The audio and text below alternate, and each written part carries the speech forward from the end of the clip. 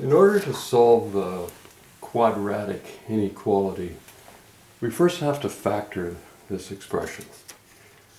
Once you've got the factors, this is very similar to solving an equation. You have to locate the two numbers that make this equal to 0.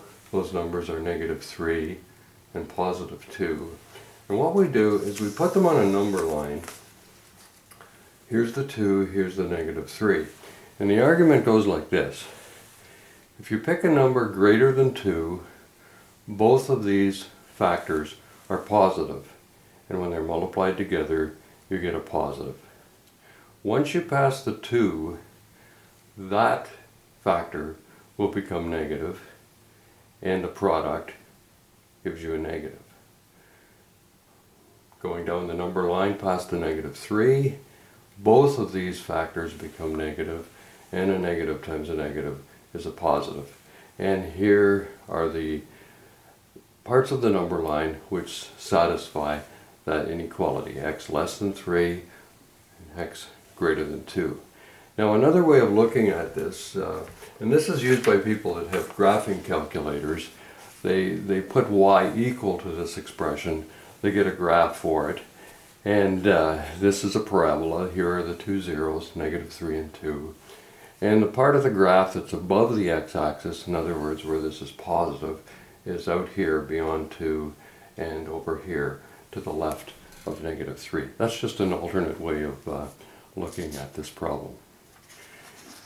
Now something like this is quite a bit more complicated, and before I look at the inequality, what I want to do is show you the difference between solving an equation and solving an inequality. To solve this equation, I can cross multiply. Basically what I'm doing is I'm multiplying both sides by both denominators. X can't be 2 or -1, those are restrictions on this, but other than that, this is a perfectly legal operation, bit of a shortcut, but it works fine.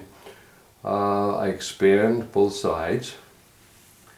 The x squares disappear because I've got an x squared on both sides. I brought the 2x over here as -2x, and the 3 over is -3. That gives me 2x equals -11, and solving that, I get x equal to -11 halves. That's the way I would solve this if it was an inequality. Unfortunately, I can't do this without getting into a whole lot of cases, because if you multiply either side by a negative, this will change direction. And I don't know whether this is positive or negative. It depends on whether x is bigger than 2 or less than 2. So in order to avoid all of those cases, I simply move this term to the left side. I get myself a common denominator, which looks like this. The top expression is very similar to what I did over on this side. In fact, when I multiply all this out, and be careful when you do this and bring the negative sign in that you get the proper signs there, you end up with 2x plus 11, which is basically what we had over here. But you see, now there are three numbers that will make this quantity 0. -5.5, +2, and -1.